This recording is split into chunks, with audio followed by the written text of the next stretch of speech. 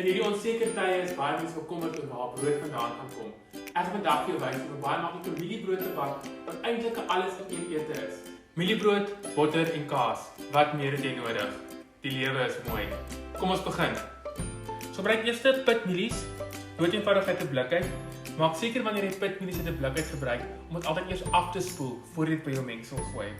Daarna bakpoeier, klein bietjie net om die brood lekker lig te maak.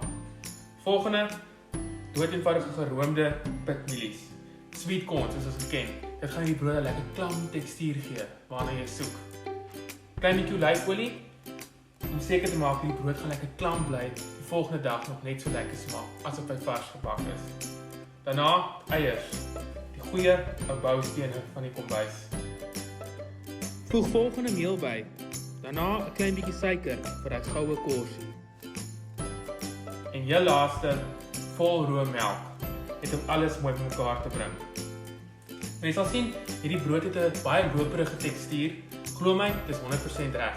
Hy gaan stadig bak in die oond en 'n perfekte smelt in die mond tekstuur kry. Dan sy reguit pan toe.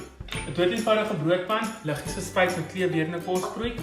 Gooi die mengsel in die pan en dan bak jy hom stadig by 180 grade Celsius. So 25 tot 30 minute tot mooi goudbruin en gestol. Toets hom met 'n klein toetspennetjie, haal hom uit en sit hom voor vuur warm met botter, kaas en konfyt. Hierdie brood smaak op sy beste die volgende dag.